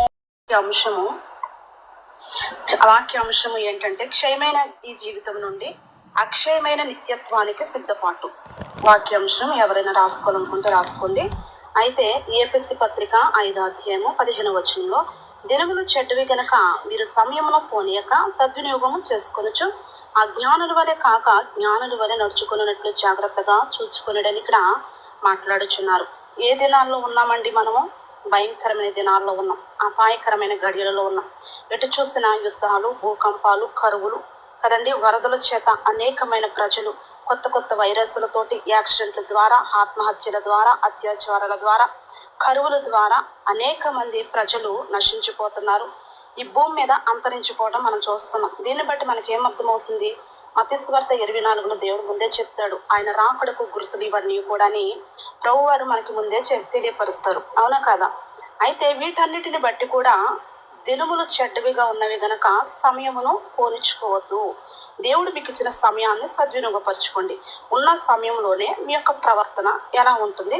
మీరు దేవుని రాకడకు సిద్ధపడేవారుగా ఉన్నారా లేదా అని ప్రభువారు ఈ దినాన్ని మనతో మాట్లాడుచున్నారు. అయితే మొదటి కొరింథీ పత్రిక 15వ అధ్యాయము 50వ వచనం చూసుకుందాం. మొదటి కొరింథీ పత్రిక 15వ అధ్యాయము 50వ వచనం. సహోదరులారా, నేను చెప్పినది ఏమనగా, రక్త మాంసములు దేవుని రాజ్యము స్వతంత్రించుకున్న నేరము క్షయత అక్షయతను స్వతంత్రించుకొనదు. చాలమ్మా, ఇదిగో చాలు అమ్మ, చాలరా. అయితే లోక స్వభావము ఏంటంటే క్షయత. లోక స్వభావాన్ని క్షయత అంటారు. అయితే ఈ లోకంలో మనము చూసి ప్రతి దినము కూడా క్షయమైపోయేది. అందము కానీ, ఆరోగ్యం కానీ, ధనము కానీ, అలాగే మనకున్న ఈ శరీరము కానీ ప్రతిదీ కూడా కాలం అనే క్రమంలో నశించిపోతున్నాయి. అవునా కదా? కుళ్ళి పట్టిపోతాయి కూడా. ఎందుకు? మనం మరణమైపోయిన తర్వాత ఈ శరీరము కూడా మట్టిలో కలిసిపోతుంది. దీనివల్ల ఎలాంటి ప్రయోజనము లేదు. అదే దీనినే అక్షయత అంటారు, క్షయత అంటారు. ఎందుకు? అందం ఉంటుంది, ఐశ్వర్యం ఉంటుంది, ఆరోగ్యం ఉంటుంది, ఎప్పటికైనా మరణించవలసిన వారమై ఉన్నాము.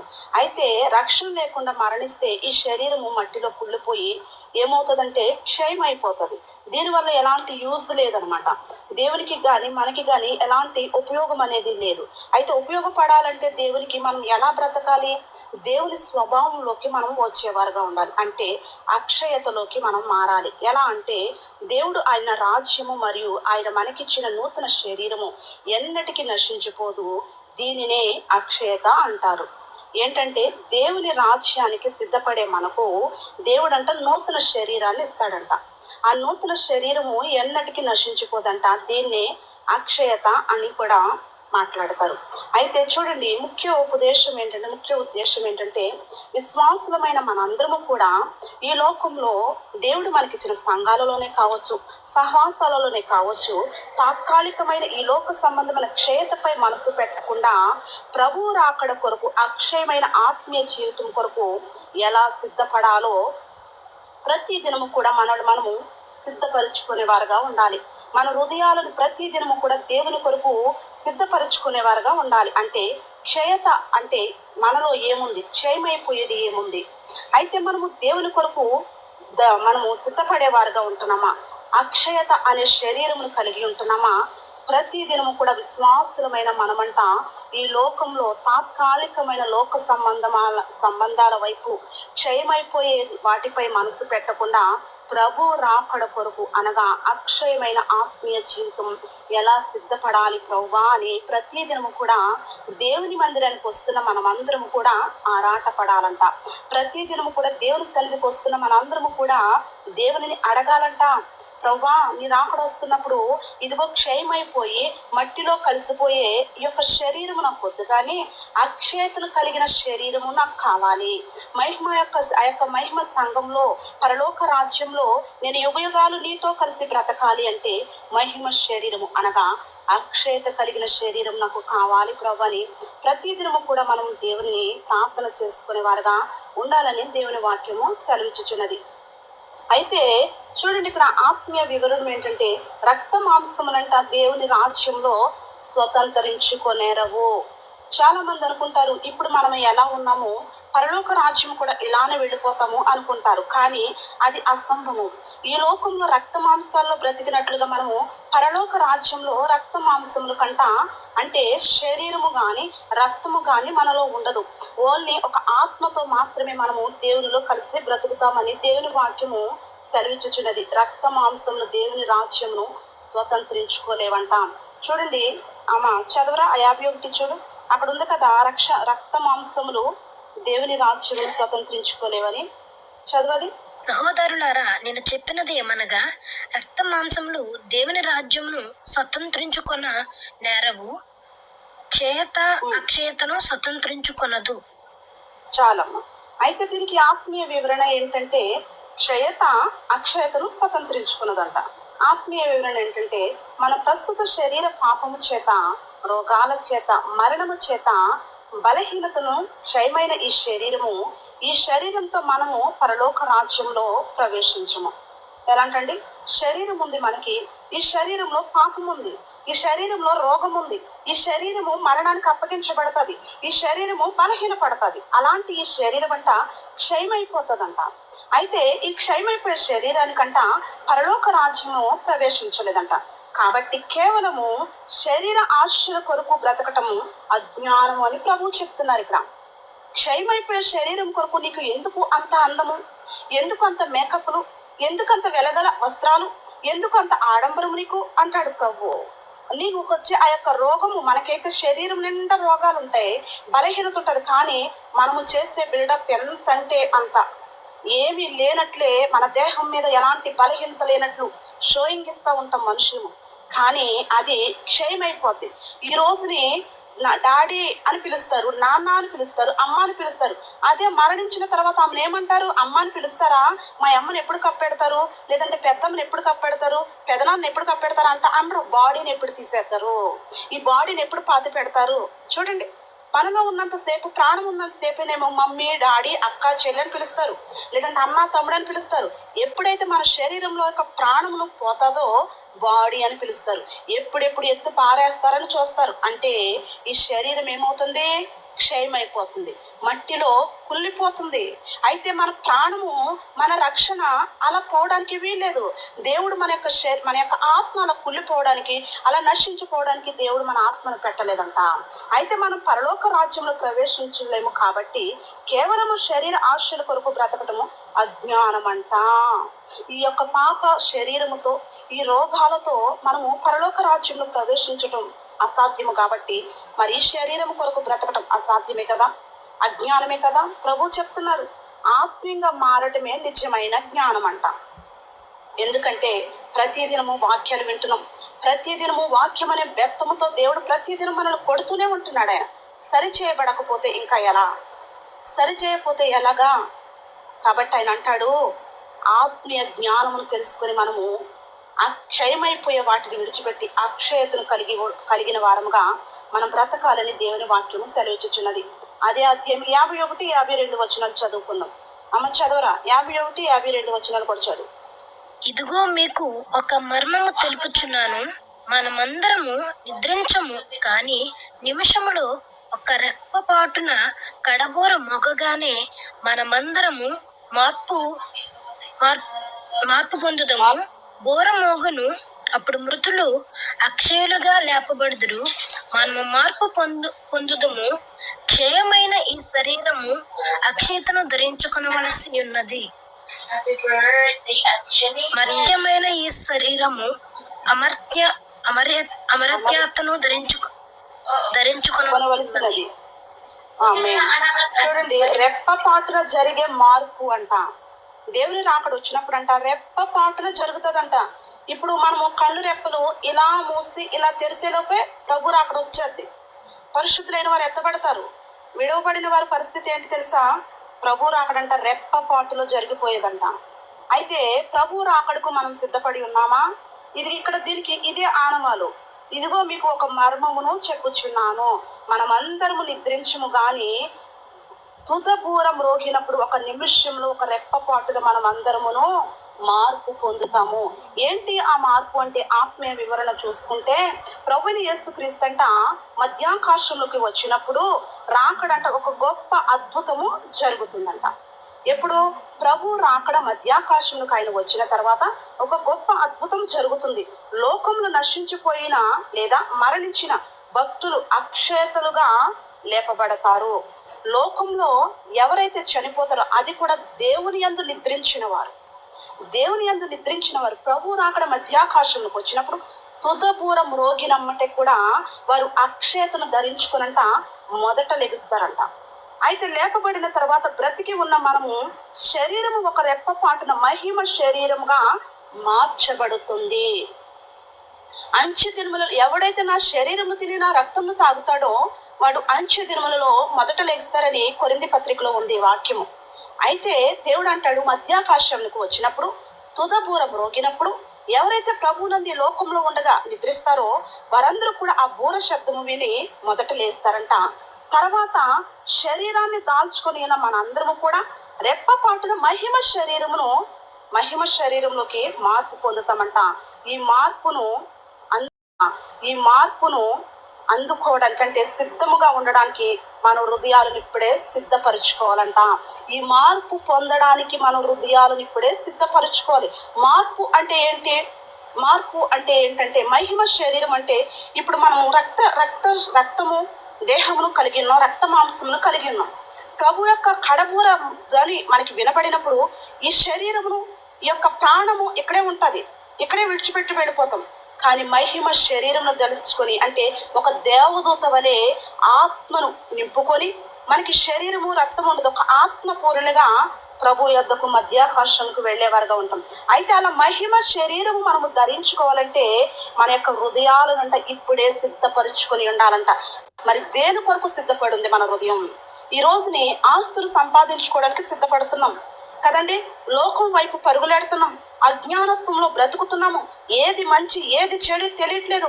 ఎవరైనా ఏదైనా వచ్చి నీ కొరకు నిన్ను దేవుడు ఒక ఏర్పాట్లో ఉంచుకున్నప్పుడు నిన్ను ఫలానా వ్యక్తిలా మాట్లాడుతుంది, నీ కొరకే మాట్లాడింది, అప్పుడు చెడు బీజం వేసినప్పుడు నువ్వు ఎందుకు గ్రహించలేకపోతున్నావు? అది అజ్ఞానత్వం కాదా? దేవుడు నిన్ను వాడుకోవాలనుకుంటున్నాడు. సాతాను కూడా ఆ వ్యక్తి ద్వారా ఒక చెడు బీజం నీలో నాటాడు. ఎందుకు? నీ ద్వారా దేవుని యొక్క ప్రణాళిక అక్కడ జరగకుండా ఉండటం కొరకు, నీ ద్వారా దేవుని యొక్క మహిమ, ఆయన యొక్క ఆరాధన కానీ, ఆయన యొక్క వాక్యము కానీ, యొక్క ప్రార్థన కానీ జరగకుండా నిన్ను బట్టి అనేక మంది ఆత్మలు దేవునిలోకి రావాలని దేవుని యొక్క ప్రణాళికలు నీలో ఉంది కదా. ఒక చెడ్డ వ్యక్తి వచ్చి, లేదంటే ఒక లోక సంబంధమైన వ్యక్తి వచ్చి, లేదంటే ఒక ఆత్మీయుడే వచ్చి నీలో చెడు బీజం వేసినప్పుడు నువ్వు ఎలా నమ్ముతున్నావు? అది సాతాను గడివేసిన ప్లాను. నువ్వు ఆత్మీయంగా బలపడకుండా, నిన్ను బట్టి దేవుని యొద్దకు అనేక మందిని రాబట్టకుండా సాతాను గడి యొక్క ప్లాన్ అది. నువ్వెందుకు అజ్ఞానంలో ఉంటున్నావు? ఎందుకు ఈ చిన్న విషయాన్ని కూడా గ్రహించుకోలేకపోతున్నాం మనం? ఇదే అజ్ఞానత్వం అంట. అయితే అజ్ఞానత్వంలో మన హృదయాలనంట మహిమ శరీరమును పొందుకోవడానికి మనం ఏం చేయాలంట? మన హృదయాలను ఇప్పటి నుంచే సిద్ధము చేసుకోవాలి. మనం మహిమ శరీరమును పొందుకోకుండా సాతానుడు గాడి వేస్తున్న ప్రతి ప్లాన్ను తిప్పుకొట్టే విధంగా మన యొక్క ఆత్మీయ జీవితాలు ఉండాలి. ప్రతి విషయంలో సిద్ధపాటు కలిగి ఉండాలి మనము. ఎందుకంటే ఈ లోక స్నేహాలు కానీ, ఈ లోకపు మాటలు కానీ, ఈ లోక ధనధాన్యాలు కానీ, ఈ లోక బంధత్వాలు కానీ ఏవైనా సరే క్షయమైపోతుంది. అది అక్షయత కాదు, అక్కడికి వచ్చేది కాదు. అవి మనల్ని పరలోక రాజ్యానికి చేర్చేది అంతకన్నా కాదు. నిన్ను ఆత్మీయతలోకి నడిపించకపోగా నిన్ను అగత్పాతాళానికి తొక్కే బంధాలు అవి ఏదైనా సరే. అందుకే మనం ఏం చేయాలంట? సిద్ధపాటు కలిగిన వారుగా మనం ఉండాలని దేవుని వాక్యము సెలవిచ్చుచున్నది. 53, 54 చదవరు ఒకసారి. మరణముపై విజయం క్షయమైన అంటే ఈ శరీరము క్షయత అక్షయమైన ధరించుకుంటా అంటే ఏంటి? మరణంపై విజయం. చదువురా 53, 54 వచనాలు చదువుకుందాం. క్షయమైన ఈ శరీరము అక్షయతను ధరించుకొనవలసి ఉన్నది, మర్త్యమైన ఈ శరీరము అమర్త్యతను ధరించుకొనవలసి ఉన్నది. ఈ క్షయమైనది అక్షయతను ధరించుకున్నప్పుడు, ఈ మర్త్యమైనది అమర్యతను ధరించుకున్నప్పుడు విజయమందు మరణము మింగివేయబడెను అని వ్రాయబడిన వాక్యం నెరవేరును. ఆమేన్. చూడండి, క్షయమైన ఈ శరీరుడు అక్షయతను ధరించుకోవలసి ఉన్నాడు. మర్మమైనది ఈ శరీరుడు అమర్త్యను ధరించుకోవలసి ఉన్నాడు. మరణము మృంగివేయబడినంట. మరణముపై విజయము పొందుకోవాలి. ఏంటి ఆ మరణం అంటే? పాపం అనే మరణంపై మనము విజయాన్ని సాధించాలి. ఇక్కడ మన ప్రభువైన యేసుక్రీస్తు వారు ఆల్రెడీ మన పాపముల విషయమై ఆయన విజయాన్ని సాధించారు. ఏంటంటే ప్రభువునందు జీవించే వారికంట మరణము అనే ముగింపు కాదు, కానీ అది కేవలము అక్షయతలోనికి ప్రవేశించే ద్వారము. లోకంలో పాపులు అజ్ఞానులో బ్రతికే వారికి మరణ భయకరము కానిది. ఏంటంటే ప్రభువునందంట జీవించే వారందరికీ కూడా మరణము అనేది ముగింపు కాదు. మన ప్రభువునందు మనం జీవిస్తున్నాం, రక్షణ పొందాం, పాపాలు విడిచిపెట్టుకున్నాం, దేవునిలో బ్రతుకుతామని ఒక తీర్మానం చేసుకుని దేవుని రాకడ కొరకు ఎదురు చూస్తూ మనం బ్రతుకుతున్నాం. అయితే మనం ఒకవేళ మరణించాం, ప్రభు రాకడ ఆలస్యమయ్యి దేవుడు మనల్ని పిలుచుకున్నారనుకో, అక్కడితో మన చాప్టర్ క్లోజ్ అయిపోలేదు, మనం అక్కడితో మన జీవితం ముగించిపోలేదు. కానీ అక్షయతను ధరించుకుంటామంట. ఎప్పుడంటే దేవుని రాకడకు సిద్ధపడడానికి. ఈ లోకంలో మనకు అయిపోయింది.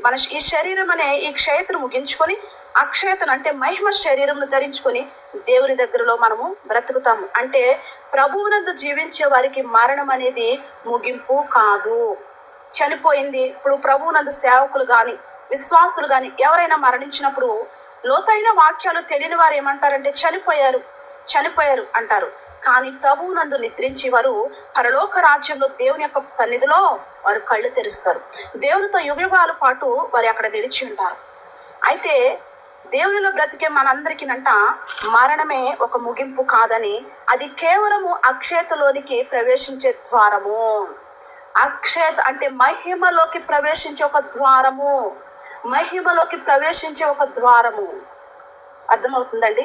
ఈరోజుని మనము కువైట్కి రావడానికి పాస్పోర్ట్ చేయించుకుంటాం, వీసా చేయించుకుంటాం, అవి వస్తాయి. ఫ్లైట్ ఎక్కేగానే సరిపోతుందా? యువతలకు రావాలా వద్దా? లేదంటే ఫ్లైట్ ఎక్కి లేదంటే ఢిల్లీ ఎయిర్పోర్ట్లోనో బాంబేలోనో ఎక్కడో ఏదో ఒక ఎయిర్పోర్ట్లో దిగితే సరిపోతుంది? అక్కడికి చేరవలసిన గమ్యస్థానానికి చేరాలి కదా. మనకుంది కదా నిశ్చయత, నేను ఖచ్చితంగా కువైట్కి వెళ్తాను, ఎందుకంటే పాస్పోర్ట్ వీసా మన దగ్గర ఉన్నాయి కదండి, టికెట్ మన దగ్గర ఉంది, మనకి నిశ్చయత ఉంది, వెళ్తాను ఖచ్చితంగాని. అలాగే రక్షణ అనే టికెట్ మనలో ఉండాలి. అర్థమవుతుందా? రక్షణ అనే టికెట్, మారు మనసు వీసా మన దగ్గర ఉండాలి ఖచ్చితంగా. అవి మనలో ఉన్నప్పుడు ఖచ్చితంగా నిత్య రాజ్యంలోకి వెళతామన్న ఒక నిశ్చయత కలిగిన వారుగా మనం ఉంటామంట. మరణంతో మన జీవితం ముగిసిపోలేదు కాబట్టి ఈ భూమి మీద బ్రతికి ఉండగానే మనము మారు మనసు రక్షణ జీవితాన్ని కలిగిన వారుగా ఉండాలి. అయితే అక్షయతలోనికి ప్రవేశించే ద్వారము లోకంలో పాపపు అజ్ఞానంలో బ్రతికే వారికంట మరణమంట భయంకరమంట. లోకంలో బ్రతికే వారికి, అజ్ఞానంలో బ్రతికే వారికి నేను దేవునిలోనే ఉన్నాను, నేను ప్రార్థనలోనే ఉన్నాను, నేను మారు మనసు పొందాను అనుకునే అజ్ఞానంలో బ్రతుకుతారు చూడు, వారికి మరణము భయంకరము. కానీ క్రీస్తును తెలుసుకున్న వారికి మరణంపై విజయం ఉంది. క్రీస్తును పరిపూర్ణంగా తెలుసుకోవాలి. ఏదో వచ్చి వెళ్ళిపోయామంటే సరిపోదు, నామకార్థంగా వచ్చి వెళ్ళిపోతే సరిపోదు, వచ్చి ఏదో కామెంట్లు పెట్టాంలే, ఏదో రాస్తాంలే, ఏదో సలహాలు ఇచ్చాంలే, ఏదో ప్రార్థన చేస్తాంలే అంటే సరిపోదు. మన హృదయము కల్మషం లేనిదిగా ఉండాలి. అప్పుడే మనము మహిమ శరీరాన్ని ధరించుకొని మరణమందు మనకి ఎలాంటి భయం లేకుండా దేవుని యొద్దకు చేరడానికంట అక్షయతలోనికి ప్రవేశిస్తామంట. నామకార్థ క్రైస్తవులుగా ఉంటూ దేవునిలోనే బ్రతుకుతున్నామంటూ ఉన్న వారికంట మరణం ఒక భయంకరమైనదని దేవుని వాక్యం సెలవిచ్చుచున్నది. అయితే క్రీస్తు తెలుసుకున్న మనందరికీ కూడా మరణంపై విజయము పొందుకునే వారుగా మన అందరము ఉండాలని ప్రభు రాకడ చెప్తుంది. పాపం అనే మరణం మీద విజయము పొందుకోవాలి. పాపం అనే మరణం మీద విజయము పొందుకోవాలి ప్రతి ఒక్కరము. చూడండి, ఇక్కడ పాపపు ముళ్ళు విరవబడింది. లేఖన భాగం చూసుకుందాం. 55, 57 చదవరు ఒకసారి. అయినను మన ప్రభువైన యేసుక్రీస్తు మూలముగా మనకు జయము ఓ మరణమా 55, 56. ఓ మరణమా నీ విజయం ఎక్కడా? ఓ మరణమా నీ ముళ్ళెక్కడా? మరణపు ముళ్ళు పాపము, పాపమునకున్న బలము ధర్మశాస్త్రమే. అయినను మన ప్రభువైన యేసుక్రీస్తు చదువు, అది కూడా చదువు. 57 కూడా చదువు. మన ప్రభువైన యేసుక్రీస్తు మూలముగా మనకు జయము అనుగ్రహించుచున్న దేవునికి స్తోత్రం కలుగును గాక. ఆమేన్. చూడండి, ఓ మరణమా నీ విజయం ఎక్కడ? ఓ మరణమా నీ ముళ్ళు ఎక్కడ? మరణపు ముళ్ళు పాపము మన ప్రభువైన యేసుక్రీస్తు మూలముగా మనకు విజయము అనుగ్రహించుచున్నది. దేవునికి స్తోత్రం కలుగును గాక. ఆమేన్. చూడండి, ఇక్కడ ఆత్మీయార్థం చూసుకున్నాము. మరణానికి బలమిచ్చే ముళ్ళు పాపము. ఏంటంటే బాబా వస్తున్నాడు ఏమని చూద్దాం. మరణానికి బలమిచ్చేది పాపపు ముళ్ళు. అయితే యేసుక్రీస్తు సిలువలో ఆ పాపాన్ని పరిహరించి మరణపు ముళ్ళును విరిచి మనకు విజయాన్ని ఇచ్చారు కదండి. మనలో పాపం ఉంది. ఆ పాపమును మన నుంచి ఎవరు తీసివేయలేరు. ఆ పాపమును మన నుంచి ఎవరు కూడా వేరు చేయలేరు. కానీ దేవుడికి తెలుసు మన యొక్క నిస్సహాయ స్థితి, ఆయనకు తెలుసు మన యొక్క చేతకనితనం కదండి. మనము ఎలాంటి పాపంలో ఉన్నామో ఆయనకు తెలుసు. ఆ పాపపు అనే బీజం నుంచి తల్లిదండ్రులు కానీ, భర్త కానీ, బిడ్డలు కానీ, భార్య కానీ ఎవరు కూడా వాటి నుంచి విడిపించలేరని ఆయనకు తెలుసు. అందుకే మన ప్రభువైన యేసుక్రీస్తు వారంట సిలువలో ఆ పాపాన్ని పరిహరించి మరణపు ముళ్ళుని విరిచి మనకు విజయాన్ని ఇచ్చారు. కాబట్టి విశ్వాసులమైన మనందరము కూడా పాపమనే అజ్ఞాన స్థితిని విడిచిపెట్టి పరిశుద్ధం వైపు మనసు త్రిప్పుకుందాం. ఏం చేద్దాం? దేవుడు విరిచిన ఆ యొక్క పాపపు ముళ్ళు వైపు లేదా పాపపు కాడి వైపు మరలా పరుగులెత్తకుండా అజ్ఞానత్వంలో నుంచి ఉన్న మన బ్రతుకులను విశ్వాసం వైపు, అంటే దేవుడిచ్చిన యొక్క జ్ఞానం వైపు మన యొక్క ఆత్మీయ జీవితాలను త్రిప్పుకుంటూ పరిశుద్ధం వైపు పరుగులెత్తేవారుగా మనం ఉండాలి. ఈ రోజున మన ఆత్మీయ స్థితి ఎలా ఉంటుంది? ఎందుకు మనకి ఈ ఆరాటము? ఎటువైపు పరుగులెడుతున్న మన పాదాలు? దేవునిలోనే ఉంటున్నామని చెప్పుకుంటున్నాం కానీ ఎప్పుడు చూసినా ఖాళీ లేదు, లేదంటే చాలా కష్టపడుతున్నాను విస్తారముగా. ఇవే దేని కొరకు ఈ పోరాటము? ఎప్పుడైనా ఏం చేస్తున్నామని ఒకవేళ మనం ఫోన్ చేస్తే సిస్టర్కి కానీ, బ్రదర్కి కానీ, ఎవరికైనా ఏం చేస్తున్నామమ్మా అంటే ఖాళీ లేదు, ఫలానా పని, లేదంటే ఏం చేద్దామంటే ఎప్పుడైనా బైబిల్ చదువుకుంటున్నాను కానీ, లేదంటే ప్రార్థన చేసుకుంటున్నానని ఎవరైనా చెప్తారా? ఎవరినోటంటే నేను వినలేదు అసలు ఆ మాట, నాకు తెలిసిన వరకు. ఎప్పుడు చూసినా ఏం చేస్తారంటే ఏదో ఒక పని, ఏదో ఒక ఒత్తిడి. ఎందుకు? అది ఎక్కడికి చేరుస్తుంది మనల్ని? మన పాపపు ముళ్ళు విరుస్తుందా? మన నిత్యరాజ్యముకు మనల్ని చేర్చే విధంగా ఉందా ఈ జీవితము? కాబట్టి